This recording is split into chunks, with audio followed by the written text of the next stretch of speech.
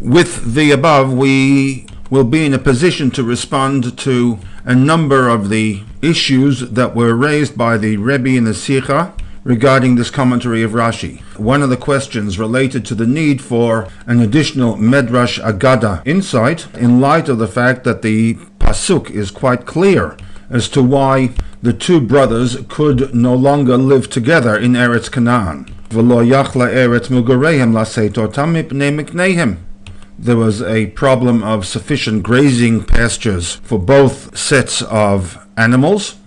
One of them had to leave. Why then does Rashi introduce a MIDRASH AGGADA relating to this issue?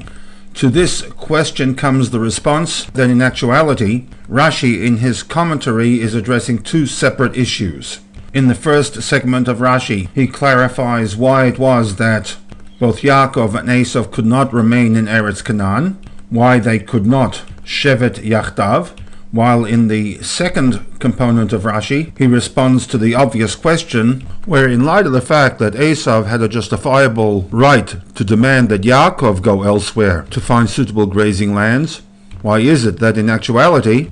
Esav departed for Eretz Edom? The Midrash, as we noted earlier, is based upon the superfluous echav in the phrase Vayelech el Eretz mipnei Yaakov, that it wasn't just the fact that the two brothers, on account of their vast holdings, could not remain, but specifically it was the fact that Yaakov Echav, as the brother of Esav, imposed upon Esav situations for which Esav was required to leave.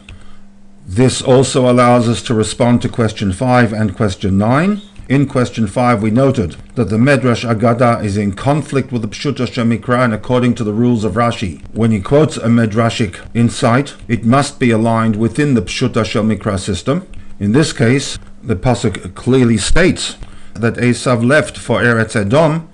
on account of Miknehem. Why then does Rashi introduce the Midrash that he left on account of the debt of exile or the embarrassment for selling the firstborn privileges? Similarly, the issue raised with question 9, whereby Rashi himself states that this MIDRASH AGGADA is linked to the statement of Mipnei Yaakov Achiv. The words Mipnei Yaakov Achiv are recorded in the previous pasuk, pasuk 6, and therefore, if this Midrash is commenting on these three words, that is where Rashi should have inserted his commentary, not under the heading of V'lo yachla eretz mugarehem in pasuk Zayin. The answer to both questions hinges upon the fact that the purpose of introducing the MIDRASH AGGADA is to respond to a secondary difficulty, namely, that if one of the brothers needed to leave, why was it that it was Esav, not Yaakov? And therefore, the MIDRASH AGGADA is not in conflict with the Pshuta Shel Mikra, as it is addressing a different issue.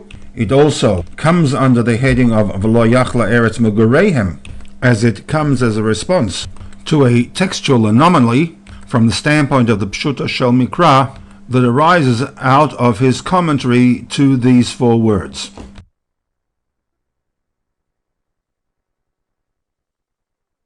In order to allow us to focus upon the dual aspect of Rashi, whereby the first component addresses the issue as to why they split, while the second component addresses the issue as to why it was Esav rather than Yaakov who left Eretz Canaan, Rashi adds three words by way of introduction to the MIDRASH AGGADA component, Mipnei Yaakov Achiv, which on the surface appears to be a midrashic interpretation to a statement made in the previous pasuk, but this, however, turns out not to be the case. The core reason, or at least the catalyst for the split, was on account of a problem regarding the provision of grazing lands for the two large herds, whereas the MIDRASH AGGADA that Rashi introduces into his commentary relates to the issue as to why Esav, not Yaakov, left. In doing so, as Rashi introduces the MIDRASH AGGADA, he adds Mipnei Yaakov Achiv, emphasis on the Achiv, in that it was the fact that Esav was a brother of Yaakov, a descriptive